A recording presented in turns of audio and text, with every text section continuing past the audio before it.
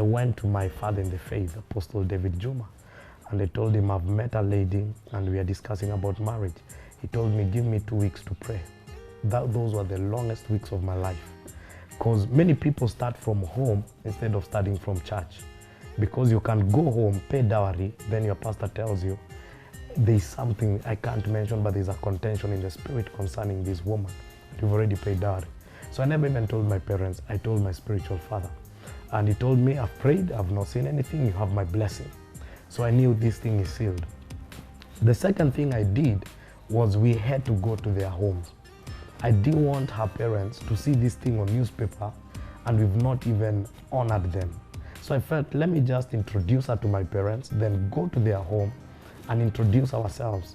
Before she says yes, it's good to get a blessing from the parents. And then I said, for me, the greatest, we were calling it the altar challenge. Many people have proposed all over in the streets and everyone tries to get creative. But I discovered I'm a product of the altar. I prayed on that altar. I told the Lord, it's you to fix my life.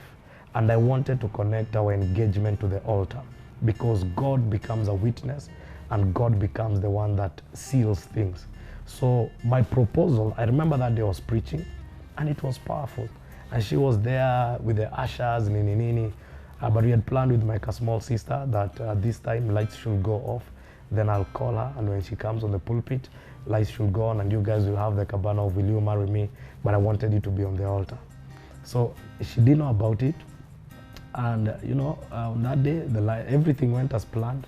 I called her and I said, there's something I want to say to you. So she thought maybe I want to pray or prophesy. And, I just told her my life began in the altar. I prayed on this altar and I found you on this altar. And on this altar, I want to ask you if you'll marry me. For me, one knee is a sign of instability. When you go down on both knees, we stand tall on our knees. And so for me, going down on both knees was a sign of saying, I want to be stable here. Not just kneel then stand, but I want to stand while kneeling. I didn't know, of course, nothing, no leakages.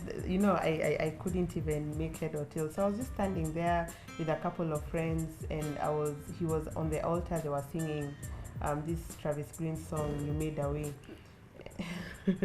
And I was telling my friend, I actually need to go to the tailor. There's some dress I need to go pick up. Then they were like, okay, fine. In fact, we'll walk out with you.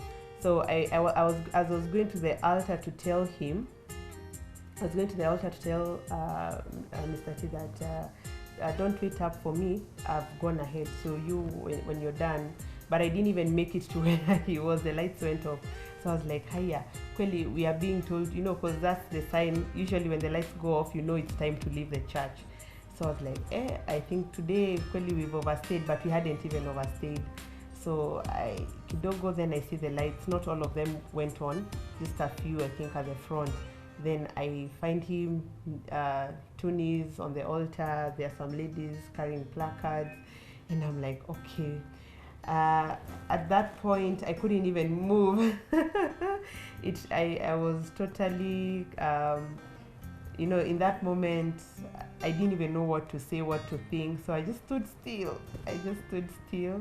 Then, he made his proposal. And I tried to walk. Yes, I'm saying I tried because it was even difficult for me to walk to the altar and just say yes and accept the engagement ring. But yes, I got the strength. I went up there. Of course, I shed some tears. I was very emotional. And yes, I said yes.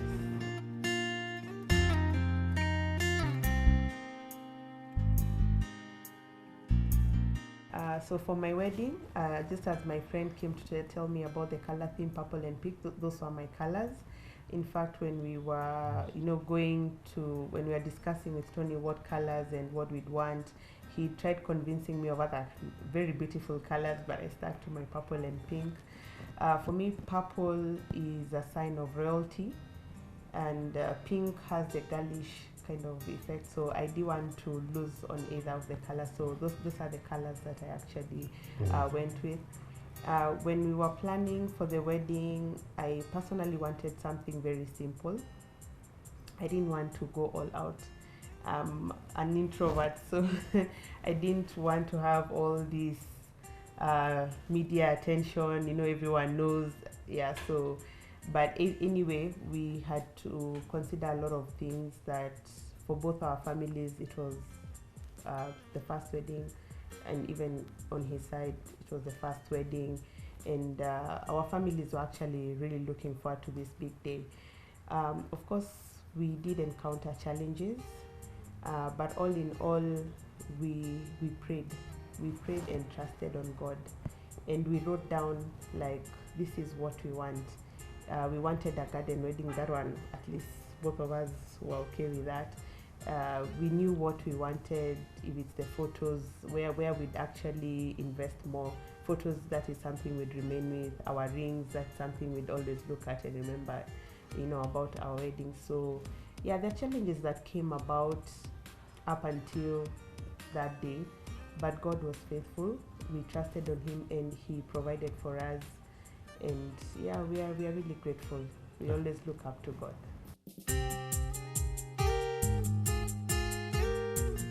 In my wedding, I was very much active. What we did is we sampled strengths.